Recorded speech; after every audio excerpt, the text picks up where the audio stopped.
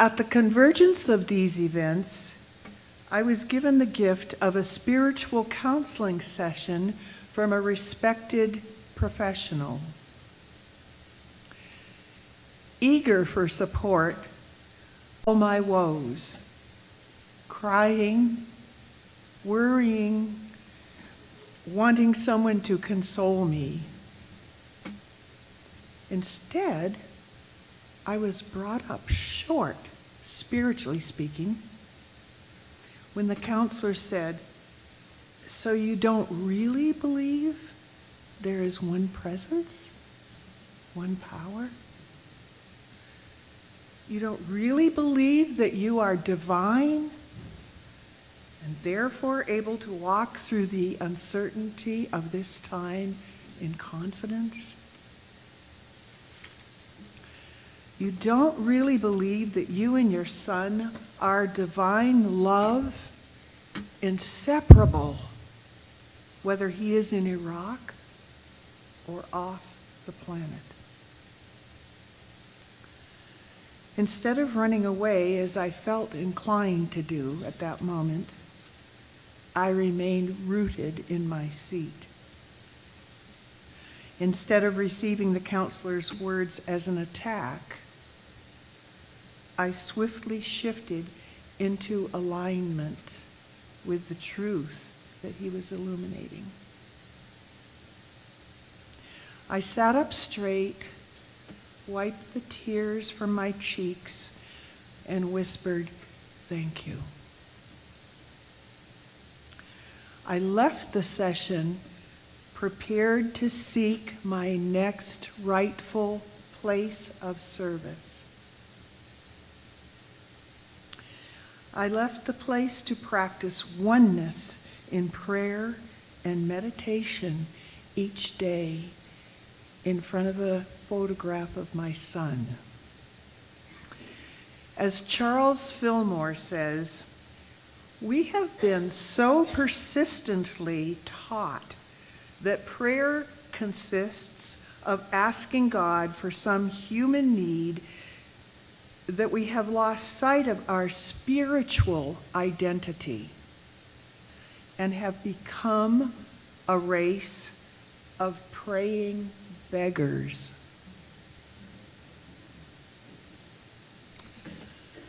I invite you to bow your heads in respectful prayer at this time with me. From this moment, loving source of life, I no longer think of prayer as a request. Prayer is an intention. The intention is to uphold mine or someone else's identity as a perfect child of God. Let the intention always be for the realization of divine love, divine life, everywhere as wholeness. I cease from pleading that a condition be fixed. As Eric Butterworth once said, prayer is not to set things right, but to see things rightly. There is nothing to be fixed. There is always nothing but unbroken wholeness.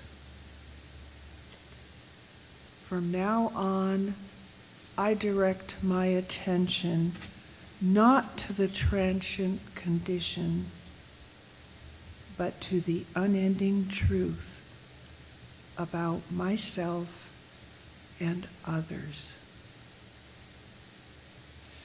I no longer try to predict the outcome.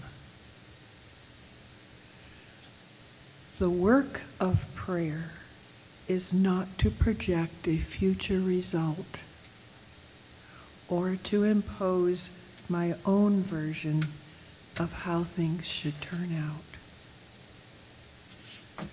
I keep my focus on the ever-present divine, the ever-present divine power working in and through me and in all life. And so it is. Amen.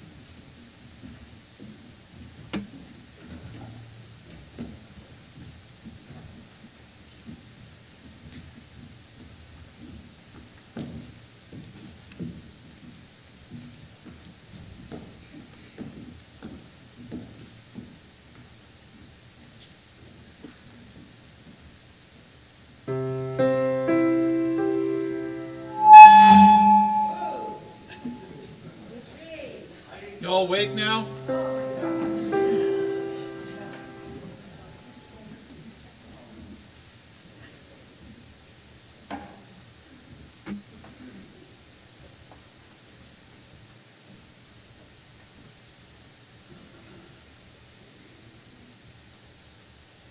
Born to be, yes we were born to be, yes we were born to be, yes we were born to be, yes we were born to be, yes we were born to be, yes we were born to be, yes we were born to be, yes we were born to live, yes we were born to live, yes we were born to be, yes we were born to be, yes we were born to be, yes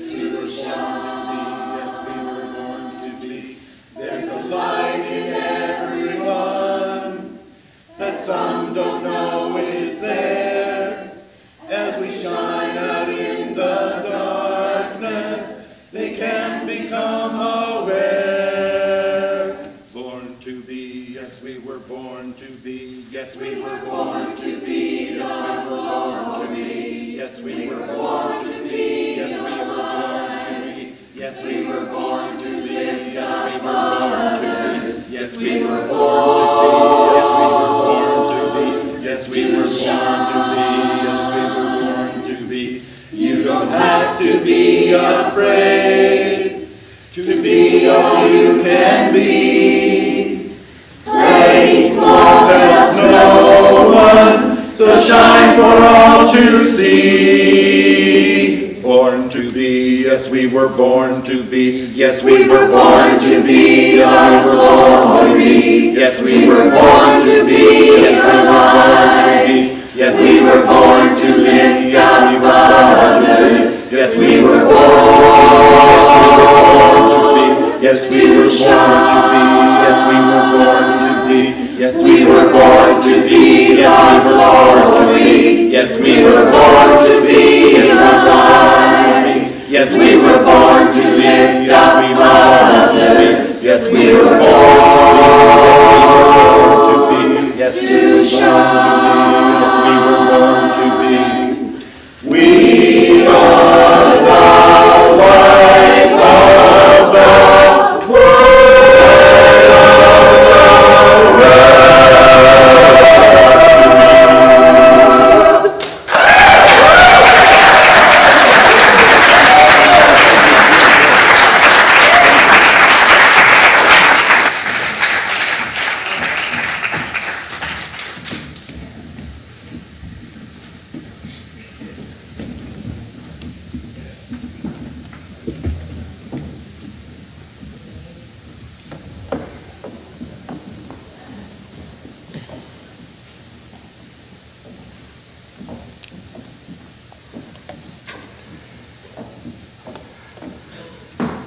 Wow, Janice told me that their first song would blow my socks off, and I think they're gone.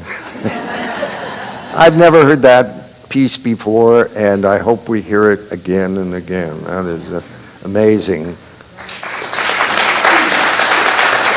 Fabulous, fabulous. Good morning, Spokane. Good morning. Good to be back with you. This is the last of my 3-part series on OPGGO.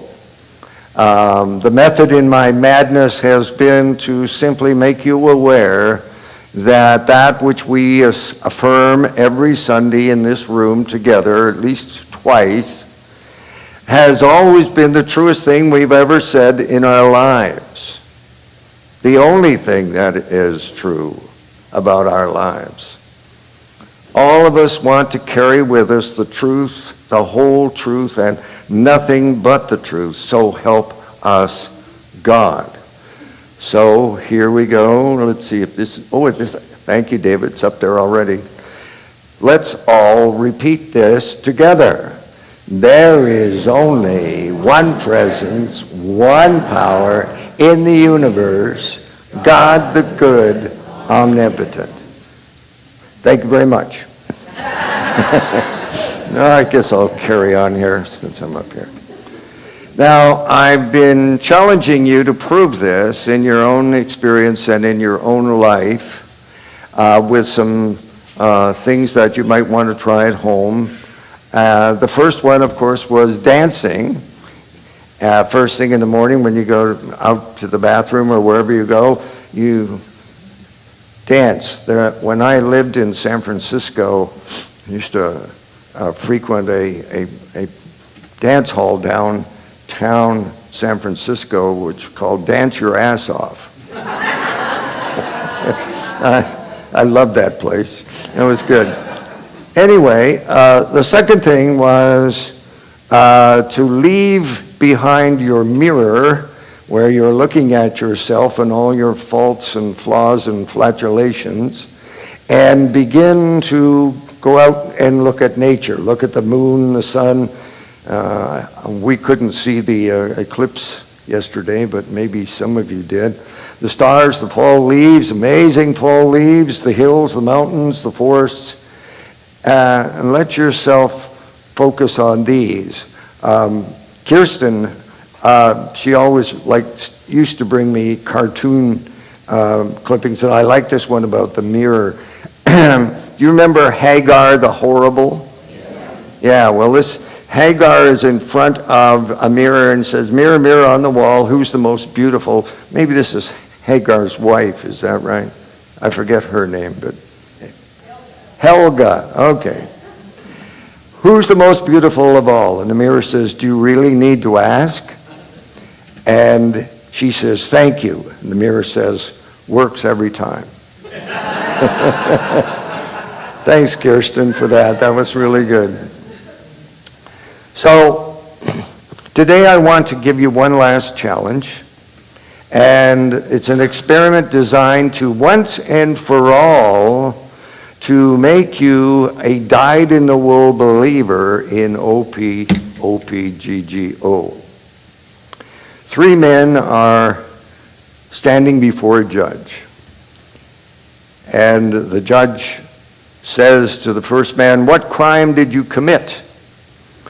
And he said, "I threw peanuts in the elephant pen at the zoo." And the judge says, "Well, that doesn't seem like such a bad thing." And he turns to the second man and says, "What is your crime?" And he said, "Well, I too, sir, threw peanuts into the pen at the zoo." And the judge said again, "That doesn't seem so bad." So he turns to the third guy and says, "What is your crime?" And he says, "Well, Your Honor, my name is Peanuts."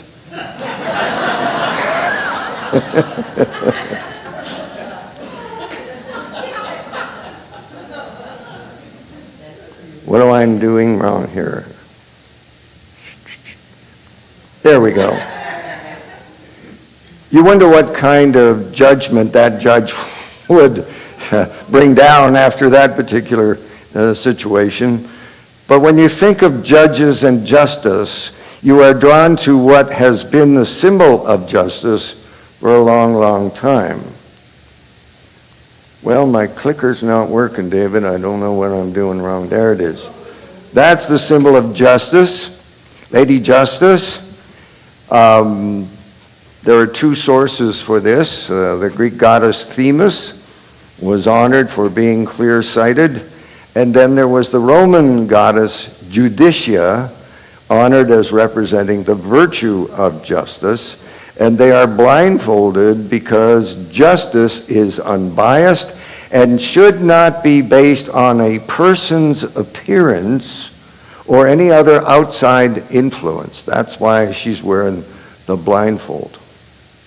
Wasn't it Jesus who said something like this? Never judge according to appearances, but always judge righteous judgment. And what is righteous judgment? Well, it's always been and still is making decisions that are all based on love. That I was born for glory and of glory and through glory. Again, Jesus says something like this. You have heard that it was said, you shall love your neighbor and hate your enemy, but I say to you, love your enemies and pray for those who persecute you, so that you may be sons of your Father who is in heaven, for he makes the sun to rise on the evil and on the good, and sends rain to the just and the unjust. So, the next slide points to this. We're talking judges right now. And you all know this guy, Simon Cowell. Before he was with American Idol, he was with American Idol before he went to America's Got Talent. And he was once named the nastiest villain of all times. And that's because when he began to cast scores on individuals that were black and white, right or wrong, good or bad, who to be cut out and who to give energy to. Judgment, as Jesus once said, judge not that you be judged. But later on, this crabby American Idol judge mellowed. Here's a picture of a mellowing. I'll show you that. Bum, ba-doom. There he is. That's a mellower Simon Cowell. He joined the cast, of course, of the judges for America's Got Talent, and he mellowed for a number of reasons. He became a dad. He recuperated from a retching back injury.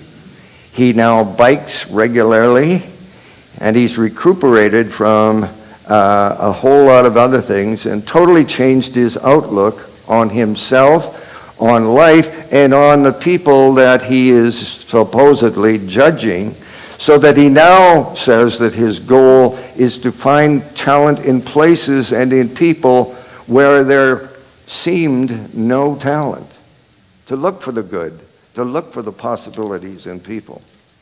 And so today I want to conclude our series by proving that the one and only judgment that God has ever made about you or any other soul on the planet and beyond is O-P-O-P-G-G-O. Period. That's it. That's God's final definitive word on everything. Only one presence, one power. Now perhaps you grew up in a religion that made God out to be a stern judge. And if you did bad things, the judgment might be that you go to a place a little warmer than it is in here today. And if you behaved yourself, you went to a place called heaven. What we learn in unity is that God is love, period. God is only love and nothing but love, so help us God. We now know that the stern God judge is not reality, but instead a projection of our own judgments and our own attempts to control how things work out. We want you to be okay. You people we're not too sure about over here. So we start making judgments about people. And we project it onto God, too, that he's doing the same thing up there. Eeny, meeny, miny, moe, you know. I know that making judgments seems necessary for all of us in this world today if we're going to understand life at all. But think about this for a moment. Attempting to understand something is often simply a synonym for taking away the power of that something. That's because it often leads to labeling this and labeling that. That's a great blue heron. That's a juvenile delinquent. That's my couch, that old couch that I've been trying to get rid of for years. We make decisions and judgments about things, people, certain circumstances, and ourselves. But the amazing and magical thing that happens when we begin to invoke and embrace OPOPGGO is that we immediately become possibilitarians. Possibilitarians. It's possibility person that comes to play in this Unity Church and in this world. That means you begin to see beyond the history, beyond the appearance, beyond the place, beyond the thing, because you know there's always more possibilities that are there inherent in that. Can you see then that judgments are the one and only thing that cut possibilities off at the knees?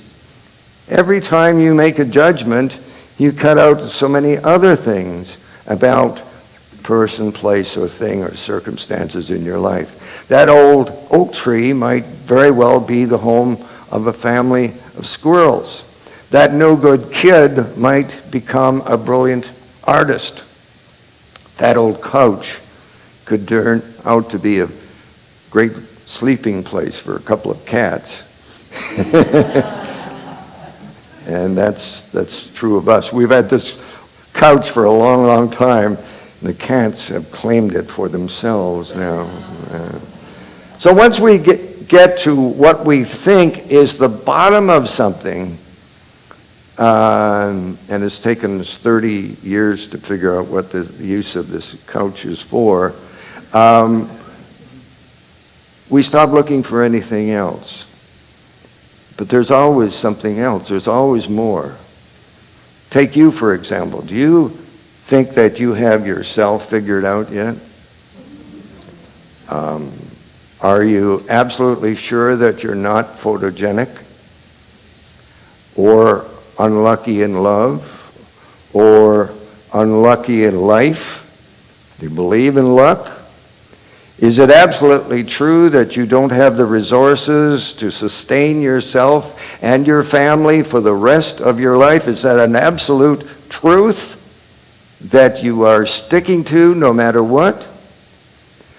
We all have those kinds of beliefs somewhere inside of us, judgments about ourselves that we cling to and continue to invest precious time and energy in, no matter what evidence to the contrary there might be. When I was growing up, one of the absolutes that I was dealing with in my life was that I was small and puny. That's what I believed about myself, and the kids around me supported that. They used to call me Peanut back in those days, or they called me Goober. That was my other nickname. They never threw me over the fence with the elephants, but they did many times make me feel that I wasn't measuring up, that I needed to be taller and smarter and brighter and whatever.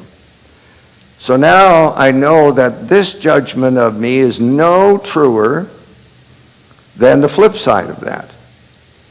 You know, the side that I'm marvelous and outstanding and handsome and talented and brilliant. The other is no truer about me than what I just said. There are no absolutes in the universal field except O, P, O, P, G, G, O. So no matter how you and I are defining ourselves today in our lives, know that it is just one of many probabilities and possibilities. Ain't done with you yet. There's more to you. Whatever you and I call ourselves, life says, but wait, there's more. And the next slide is one of my favorites from Richard Bach. Argue for your limitations, and sure enough, they are yours. And I might add that if you argue for somebody else's limitations, insist that they are limited or no good or evil or whatever it is, those limitations that you think you are pinning on them are not their limitations, they belong to you. Takes one to know one. You know, my dad used to always use that phrase. They are yours. The thing is, every time you and I repeat and identify with a limitation of any kind, we are disavowing OPGGO. It's gone. We've thrown it out the window. No longer applies. It was the American author Michelle Longo O'Donnell who wrote this: the only thing you can ever suffer from is a false belief. Think on that one for a bit. As I think back in my childhood, I remember that me and my boyhood friends used to play a game called Guns. Did you ever play Guns? Sometimes we'd divide up the good guys and the bad guys. Sometimes it's cowboys and Indians, but it would be me against them or them against me. Did you ever play a game when you were a kid like that? Something like that? But what this leads to is the delusion that there is indeed good guys and bad guys, white hats and black hats, and certainly leads to guns and more guns and more guns, Israelites and Palestinians, and all the rest of it. And so for many of us, we've grown up with some kind of prejudice. Here, come on, prejudice. There it is. And it was William James that says a great many people think their thinking are merely rearranging their prejudices. And so the game of right and wrong, win or lose, good, better, best, me or you today as we look around the world has reached pandemic proportions on the planet. And by using our minds to divide and conquer, or divide and label, divine everything, we automatically diminish the universe of possibilities by 50%. All of the possibilities that are available to us have been reduced to 50% if you are judging black and white, good and bad, this and that. We're making our lives and the lives of others a 50-50 proposition. But when you take off the blindfolds and begin to see things by their appearance, or that there's no such thing as one right way of living or doing things, you lose half your options, and half of your personal freedom, and half of your energy, and half of your life. And so no matter how many Sundays we affirm OPOPGGO, the minute we leave the sanctuary, we discard it like it never existed and never will. And so we return to our life then of rules and judgments, a life where we are sure that just about everybody is out to get us. The environment is out to get us, the politicians, our food, and especially our bodies. Did you know that someday some people believe their body's going to kill them? Yeah, I heard that rumor one time. So your body will not be the death of you. If you die, you may think that's the end of you, but opie GGO and beyond. We take pills, we buy energy drinks, we twist ourselves into yoga positions, we chant, we pray in our fruitless attempt to correct the wrongs of the body. We yell at the body and we look at it in the mirror and we go, oh my God. But here's my question to you this morning. Could it be that treating, analyzing, and working so diligently to annihilate all of our problems actually gives them the power to govern us? I wonder about that. And we all have a story.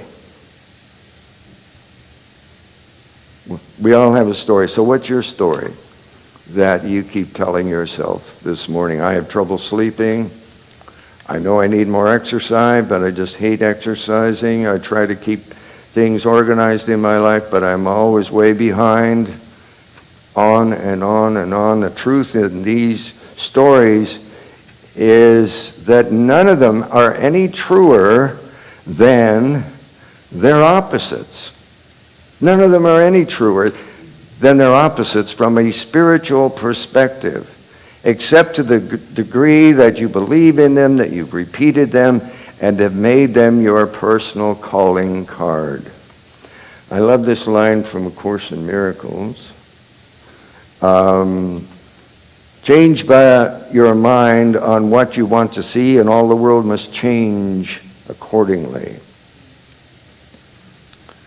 And so right here and right now, OPGGO remains all there is. The last time I heard, that's all there is going on in the universe.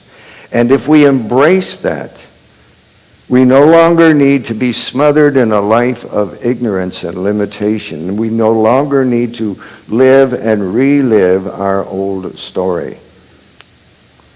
The universe of unlimited and infinite possibilities reaches out to you this morning with the ultimate option to bring OPGGO to the front and center of your life and consciousness today and every day.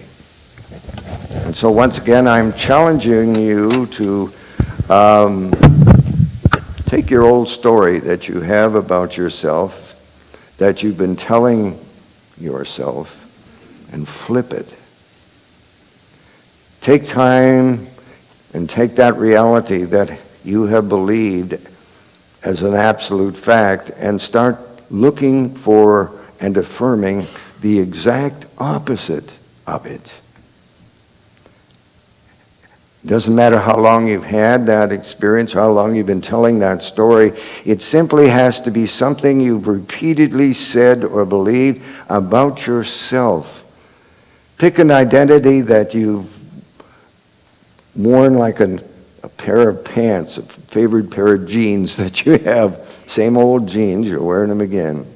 So this is the assignment for your final Sunday with me here. Once you leave here today, I'm giving you 72 hours to rewrite the story of your life. Not based on fact, not based on hearsay, not based on what you see in the mirror, not based on anything except OPGGO. Make that the new you. You're going to actively look for all the signs, all the fragments, all the hints, any piece of data that shows you the opposite of the story that you keep telling yourself and anyone who will listen, the story that you've always believed about yourself. The Course in Miracles reminds us of this. It says, of all the things to let go of, abandon your belief in deprivation. Abandon your belief in deprivation. And then Jesus comes along. Here, I hate it when Jesus says this stuff. So, here we go to the next slide. But well, I'll read it to you anyway. This is what he says in the Sermon on the Mount. There it is. Do not judge, or you too will be judged. For in the same way you judge others, you will be judged, and with the measure you use, it will be measured to you. Why do you look at the speck of sawdust in your brother's eye and pay no attention to the plank that's in your own eye? And how can you say to your brother, let me take the speck out of your eye, when all the time there is a plank in your own eye? I love Jesus' sense of humor here. You hypocrite, first take the plank out of your own eye, and then you will see clearly to remove the speck from your brother's eye. Do not give dogs what is sacred. Do not throw your pearls to pigs. If you do, they may trample them under their feet and then turn and tear you to pieces. Jesus said that. So there's only one way that you and I can suffer, and that is from our belief system, from what we are believing about ourselves and about our world. Our basic view of life is based on the belief that everything in this universe is out to get us. The environment, our politicians, our good old bodies, which we examine regularly to make sure they're breaking down accordingly.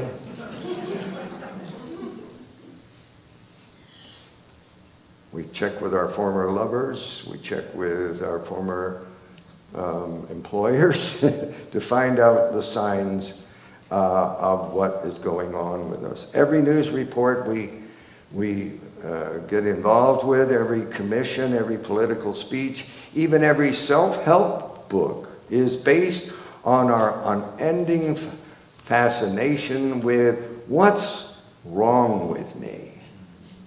What the hell is wrong with me? We take pills, we buy energy drinks, we twist ourselves into pretzels. We have been warned that wrong things are coming our way.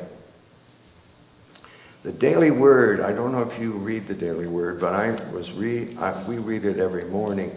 And yesterday it was on healing, and I want to just read because they were right on target. This is the October 14th. My positive attitude about my body and my mind helps me heal.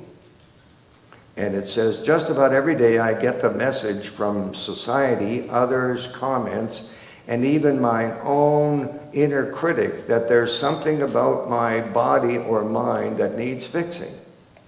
Accepting the idea that something is either inherently wrong with me puts me at odds with myself and keeps me from fully feeling my oneness with God.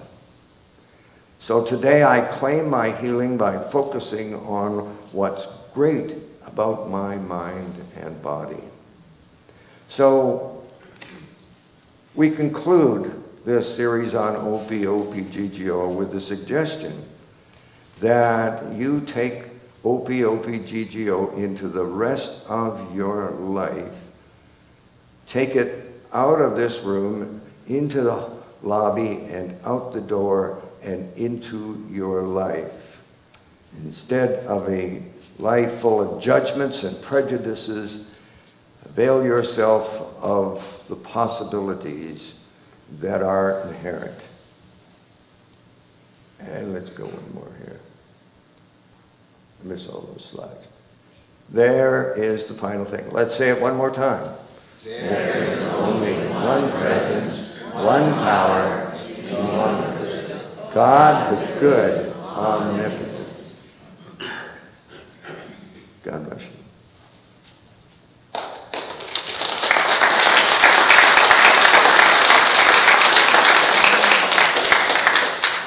Let's take a moment to let this sink in.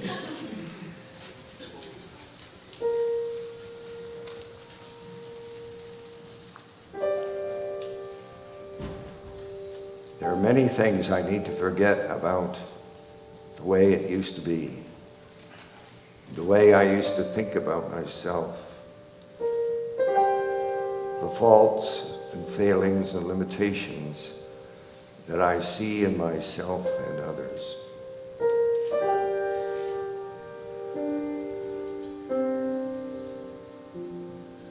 But I'm a student of unity now. And unity means one presence,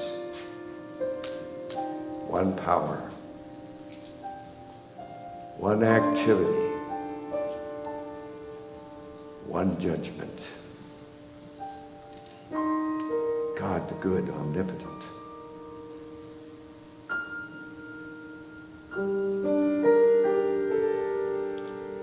We allow this to be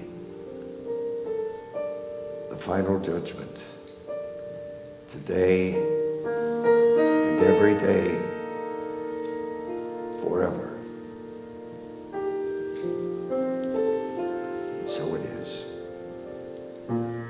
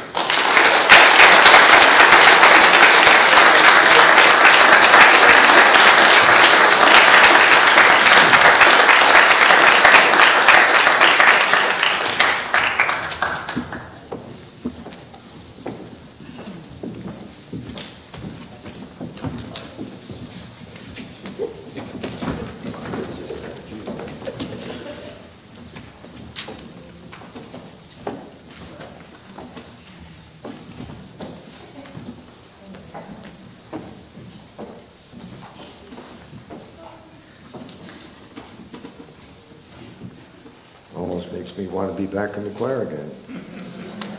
Good. All right. Sign me up. Thursday night, y'all come. We could be 6:30 to 8. Janice, I suppose you could use a few more men in the choir. Yeah, or people that think they're men or something. Whatever. We will see about that. Divine order. It's time for us now to bless our offerings and our tithes. And if there's anybody in the congregation who'd like to come up here and help me bless our offerings and our tithes, please come forward. Well, fancy meeting you here. This is great. Yeah. Well, here comes Shirley, too. Thank you, dear. Today's daily word. Oh, awesome. Thank you. Today's daily word is the abundance of the world flows through me. Can you say that with me together? The abundance of the world flows through me. And you better believe that it does. So, there are many ways that you can give and let that abundance flow through you, and especially if you want to bless this ministry. You can text. The slide is up there. You can go to our website and donate there. You can take these wonderful little magical things, let's say $100 on them, and do whatever you do with those. And where you can just, there are people with bags ready to receive your good. So, with that in mind, let us use our offering blessing, which is this. I know that my giving blesses and multiplies all that I am, all that I have, and all that I give and receive. I give thanks for the abundance that is mine to share. So it is.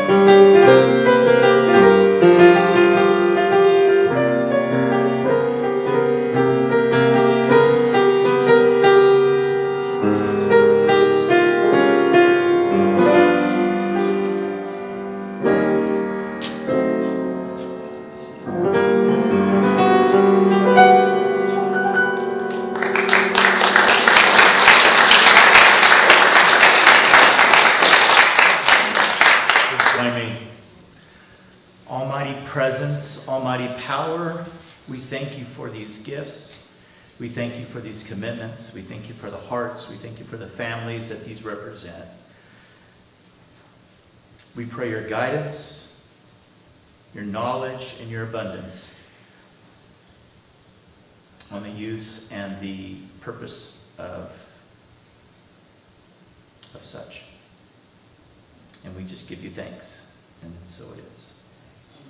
Thank you. Together, unity stands for peace in the presence of conflict, for love in the presence of hatred, for forgiveness in the presence of injury. Unity honors the many names for God, the many paths to God, for we know that there is only one power, one presence, and one life. So whoever you are and wherever you are on your transformation, you are welcomed here. And I don't know about you, but this week I said these words over and over again as we think of how we respond to evil in the world, how we respond, what's our response, what do we do? And I just kept saying, unity stands for peace in the presence of conflict. First-time guests, we'd like to welcome and acknowledge you today. So if you are out there and are joining us for the first time and would feel comfortable in raising your hand or just letting us know, we have a little welcome packet for you too. So if anyone out there for the first time joining us? Okay. If you haven't been here in a while, we might mistake you for somebody new too, which is not a bad thing because I don't know that these welcome packets have been around. So, and there's also a free ticket pass coupon for our barista stand, which we'd like to gift you, and thank you for joining us today. For those of you online, we thank you for joining us today. We thank you for tuning in, and anybody that's watching this a week in advance or a week later or whatever, we thank you for that. You can scan the QR code here if you're interested in other upcoming events and things that we're doing. You can scan the QR code, and that will take you to the e-news sign up online form, and you can sign up for that. I always stress that you don't get spammed by us. We send you one email a week, unless we make a mistake.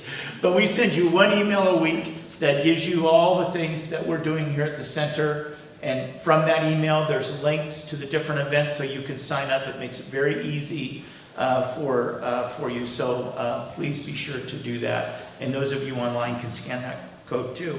You can also go to our website, unityspokane.org, and sign up. You can find us on Facebook, Instagram, and YouTube.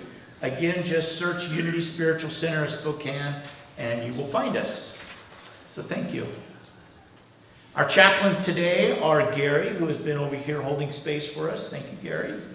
And Diane. Diane, would you just stand, please? Thank you, Diane. Diane will be available after service up front. If you have a special prayer request or need, please see Diane. You can also, in your seat back, there is a little form that you can fill out, and you can submit that in the box in the back. We take prayer very seriously here. Prayer requests are prayed for here locally and sent to Unity Worldwide, where they are prayed for there in the prayer tower. And that tower is occupied and used 24 hours a day, 7 days a week. So be sure if you have special need. My daughter called me today to tell me of a special need for her sister-in-law, which I'll be filling out a form and submitting that and requesting prayer for. So you can also go online to the Unity website and sign up there for a prayer request. I've mentioned it before. There's actually a Unity prayer app that you can download on your phone, and you can submit a prayer request that way. They'll send you a follow-up email, which is really nice as well. So please know that if you have special needs or whatever, you're welcome to pray with one of our chaplains online. Okay, so now we're going to bring up the beautiful, oh, I'm sorry, it's Jeff. Jeff Hunter. It's not Amber today, it's Jeff. That wasn't very Unity-like, I don't think. O-P-O-P-G-G-O. Thank you, Dave. After the service today, I gotta take this off. After the service today, there is, at 11:30, there will be a town hall meeting to answer any questions about the proposed bylaws and revisions. Because this is how we make decisions as a community, all members are welcome to join our town hall today. We will also have 2 versions of the mission, vision, and values that are going to be voted on at the governing member meeting next month. There's supposed to be a slide up there, but so today we will have the town hall meeting, there it is, and then Sunday, November 15th, after the service, will be when we take the vote. We're all encouraged to attend, but only governing members are permitted to vote. If you have any questions, please feel free to talk to a board member. Okay. This coming Saturday, our Earth Care team is conducting a forum on the Spokane River and waterways. Jerry White from Spokane River Keepers will be our special guest. The forum will address the current health ongoing plans for the Spokane River and our waterways. This event is free, snacks will be provided, and you just need to show up. You do not have to pre-register. Show up. I think that'll be very interesting. Oh, now my favorite. Our Day of the Dead celebration will be on October 29th. For me, this was the most impactful service that I attended last year, in the entire year. No slight to anybody who spoke last year, but it was very, very meaningful. You know, our society, our Western society, doesn't treat death like a lot of other people in the world do. And was a wonderful experience. I was really moved. So whether you're celebrating a 2-legged person or a 4-legged friend, please come. Bring pictures, dress up. Let's dance that day. And we're having mariachi dance. It's going to be absolutely fabulous. Again, like I say, it was my favorite service last year. Please mark that on your calendar and come. And those people at home, if you feel so moved to come, please come, because the more people, the merrier it will be, okay? All right, mark your calendars for November 1st and November 8th for some Wednesday midday music and potluck. So watch in the e-newsletter. We will be singing and chanting songs by Ricky Byers, who is married to Michael Beckwith from Agape. And our own music director is going to be leading us in that. And so on November 1st, we'll be doing chants, and on November 8th, it will be a hootenanny. Does anybody remember the name hootenanny? You're all old enough. There was a show on TV called Hootenanny. It was a hoot. So on that day, please bring instruments, and we will sing and create together. And there will be a potluck to follow at noon. So thank you. That's all the news. Thank you, Jeff. You know I love you. I know. Yeah. I always know every Sunday I get a hug from Jeff. Okay, I am looking for little heads out there because it's time for our kids. Yep, they're coming. Here they go.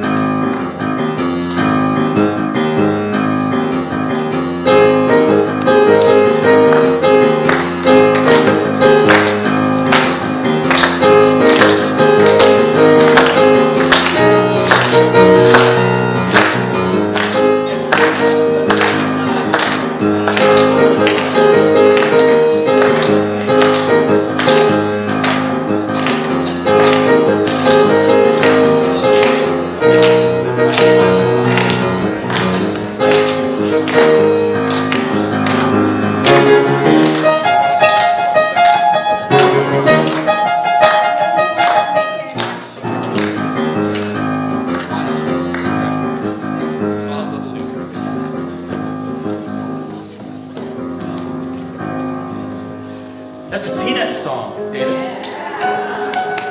Appropriate for your joke today, right? Did they know in advance? Hey guys. Hi, how are we doing? Did we have a good Sunday?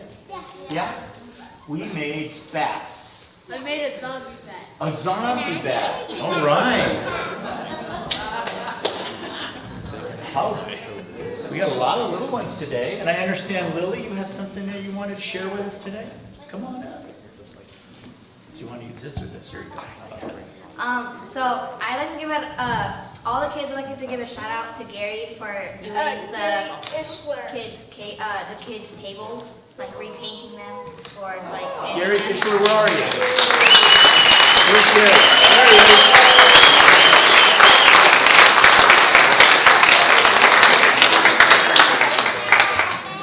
Thank you, Gary. If you get a chance, wander back into the kids area, and you'll see some bright, shiny benches and tables that Gary sanded and painted down this week. So thank you.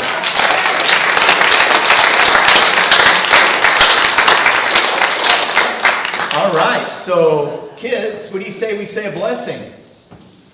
We up for that? All right, here we go. Be the love you are, sing the song you hear, share your joy of life with people far and near. And for ourselves? Be the love we are, sing the song we hear, share our joy of life with people far and near. Thank you, kids. You may return to the goblins you came with. The person we came with. I came with myself. Thank you. Thank you also to those that volunteer on Sundays with our youth. Your sacred service is greatly appreciated.